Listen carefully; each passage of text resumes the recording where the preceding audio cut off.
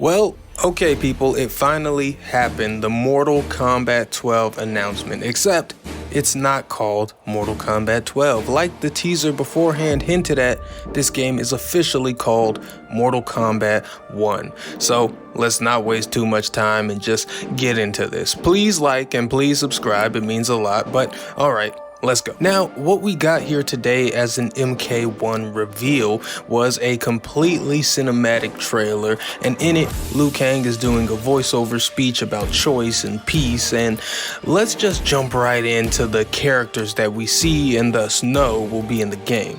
There's of course Liu Kang, but there's also Kung Lao, Kitana, Mileena, Scorpion, Sub-Zero, Shang Tsung, and a depowered Raiden. Clearly, I find Raiden to be the most interesting, followed by Liu Kang himself, because these two have effectively swapped positions, and so their combat and tools in game will likely feel pretty different. Now, what's funny about this trailer and Mortal Kombat 1 in general is it's standing as a reboot, because on the one hand, we are clearly picking up after the events of MK11, but on the other, we have Liu Kang reverting everything back to a blank slate, but he is obviously unaffected by his own changes to history and so remains an MK11 constant in this rebooted era. I find it all very interesting. However, I still don't think this is the kind of reboot that you do to retell the same story again but with small tweaks. I get that this is called MK1, but that's because Liu Kang is kind of starting from square one with a blank canvas, as he says in the trailer. And so I don't think we're gonna see those same original Mortal Kombat or MK9 events just simply retold yet again. Not in a way where it's like, you know how every time they'd reboot Batman in movies, we'd have to watch the parents dying scene again, but just a little bit different. I don't think we're getting that. Mortal Kombat 1, I think, is closer to a contextual reboot, and the most apt comparison I can think of is, ironically, the DC universe with its crisis events, where something causes everything to start over, but that doesn't mean everything that ended didn't happen. But here, for Mortal Kombat, it's even less likely that they just do OG MK and 9 again because of the presence of a prominent character who is persistent through the events of MK11, that character being Liu Kang. What I really can't help but wonder is if in Liu Kang's new era, will the history of characters that we know be entirely different than what we've known in the past? Because it's sort of looking that way.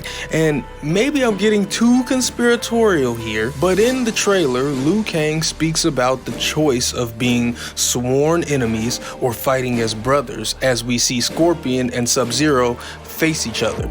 Now, we can assume that he means brothers in arms or brothers in another figurative sense, but what if, in this era, Sub and Scorpion are literally brothers? They do have very similar hairstyles in this trailer.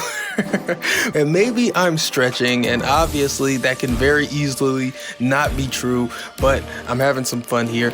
All I'm saying is, it's possible. But yeah, speculating on the story and the setup of the game is kind of the most we can do with this purely cinematic trailer, but those story setups will likely give context to the actual gameplay itself. However, on the Mortal Kombat 1 website, we do get a piece of interesting gameplay information, something called a Kameo fighter. Specifically, the site says, choose from a unique roster of Kameo fighting partners to assist you in battle. And so this is likely a Marvel vs. Capcom style assist that can be called in for extra combo potential, or maybe they'll even provide passive buffs or affect your combo breaker, who knows. But the part that really gets me is the phrase unique roster. A unique roster of Kameo fighting partners. That makes me think that the characters who can cameo will be completely different from those who are fully playable. Sort of like assist trophies in Smash Bros, but less random, obviously. But here's another thing.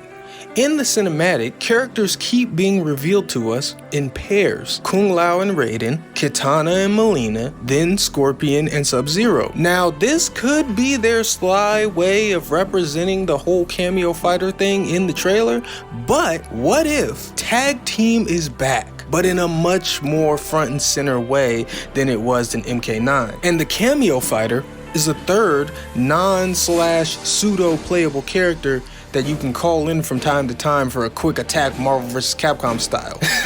You know, honestly, I would fucking love that. Mortal Tekken Tag Combat with some MVC sprinkled in. That sounds amazing. But let me be clear, I'm just speculating about the tag team stuff. The cameo fighter stuff, however, is confirmed.